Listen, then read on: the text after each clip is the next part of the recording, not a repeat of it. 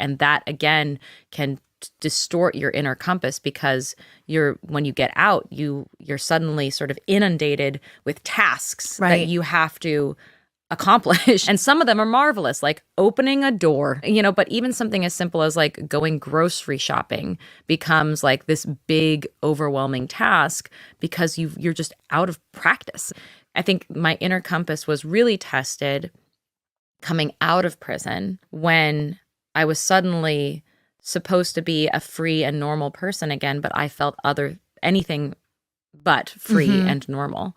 But I was also suddenly under a new kind of scrutiny, because now I wasn't hidden behind a wall. Right. I was available for anyone to see and to stalk me, which is what was happening. Right. And I think that, and this is something that is both true of our show and of my most recent book also, which goes more in depth with this, is the flailing that a person does when they've had the rug pulled out from them. And again, they don't know who to grasp onto, who they are even, right. And what they want and what they need. Like, these are all things you have to rediscover, in part by just trying.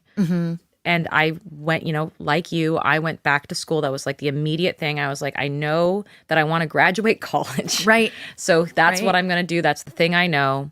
And in the process of doing that one familiar thing and discovering all the ways that it felt unfamiliar, like my relationship with other students was suddenly very different.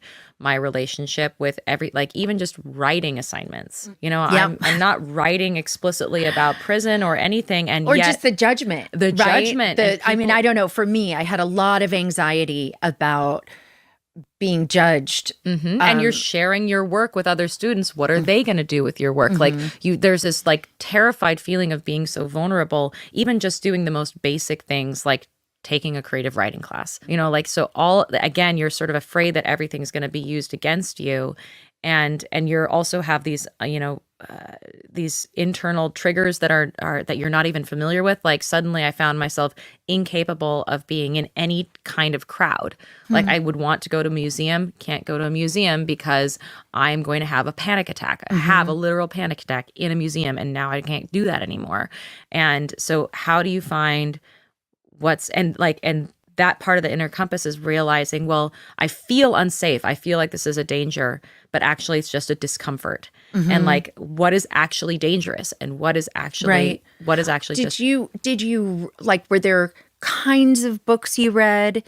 Like, in my head, you're sort of a stoic in some ways. Yeah. So, but I don't, in that sense of, how did you hone your inner compass so that you felt, if you feel you've gotten to a place where you kind of lean more towards trusting it versus not? Yeah, I think reading absolutely helped. So even in prison, I read like Man's Search for Meaning, which I think was really helpful for navigating, especially the prison environment. That feeling of learned helplessness, right, and how to like grasp onto a sense of meaningfulness and purposefulness, even in a place of like utter helplessness. And then like carrying that metaphor into the life that you have, and trying to recognize that you shouldn't be living the life that you think you should have. Just live the life you actually have. And I know I learned that from making the mistake of trying to live the life that I felt like I should have been living instead of the life that I had. So a lot of it for me was trial and error. Meeting other people was, I think, I went a route of like encountering people. So encountering people like you, encountering other wrongly convicted people, recognizing, first of all, that I'm not alone and that there's even somewhere to look for wisdom. Like, I think one of the things that sort of inhibited me first, like when I first came home, was this feeling that no one would understand me. Right. Like, no one could give me guidance because no one knew what I was going through. I was figuring it out on even my own family didn't know what I was going through. And I had to figure it out by myself. And the only way that I could think to do that was by timid, fragile trial by error.